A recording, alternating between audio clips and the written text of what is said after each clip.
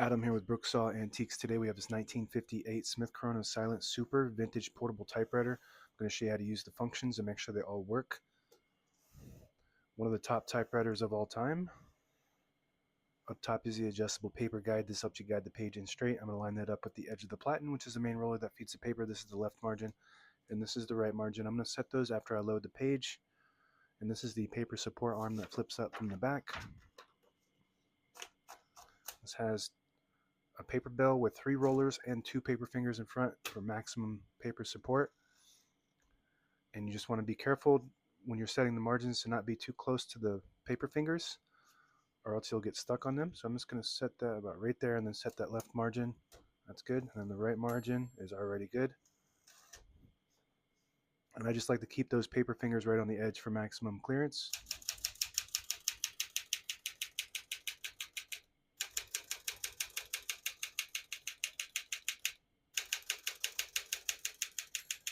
Once you hear the bell, you're near the end of the margin. Hit this line space, gets you back to the beginning, and skips 1, 2, or 3 spaces. Right now we have it on single, but if you want double, just flip that switch back. It skips 2. One more, it skips 3. We're going to keep that on single for now and finish typing.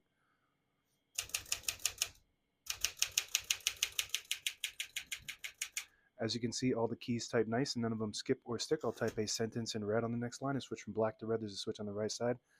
Flip that all the way down.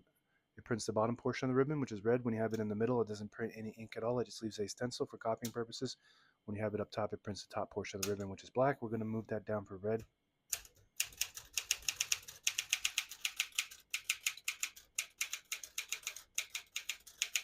Beautiful. Super tight, quiet, comfortable, and precise alignment, which is why it's one of the top of all time. It's Smith Corona's flagship typewriter, I believe, of all time. And this is the upgrade from the Silent.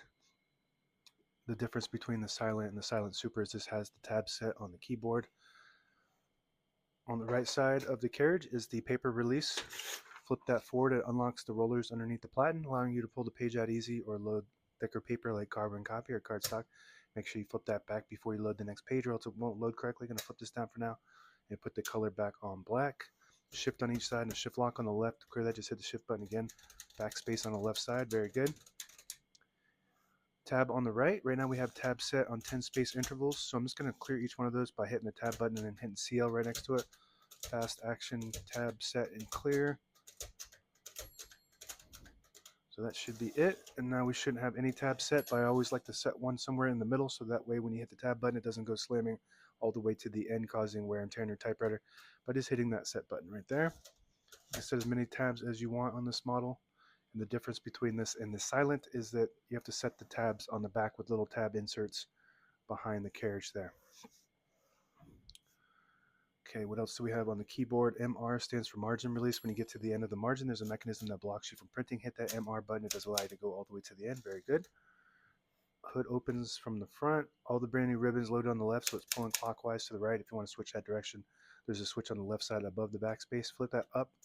It will pull counterclockwise to the left. Flip it down. It pulls clockwise to the right, and it does have automatic reverse.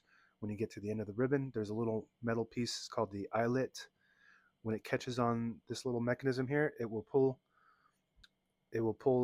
this and it will reverse it to that side on both sides over and over until the ribbon goes dry and it needs to be changed. And this is your touch control from low all the way to the right to high all the way to the left.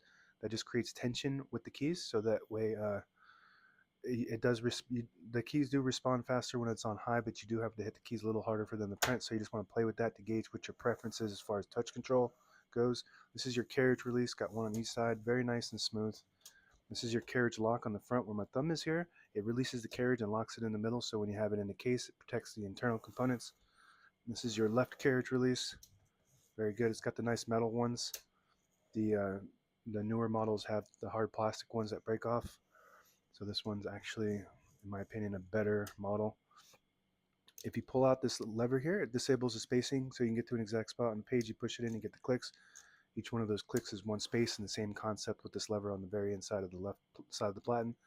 Disables the spacing. When you flip it up, you get the clicks. So you want to be careful when you disable the spacing because you will lose your line. and it's hard to get back to it, nearly impossible. And those numbers on the left side are the page gauge. So if you load the page right below the 11 right there, it'll start to warn you when you get close to the bottom of the end of the page on the left in red, 2 inches left, 1.5, and then 1 inch. And that's it. Now available on eBay or Etsy. Search Brooksaw Antiques.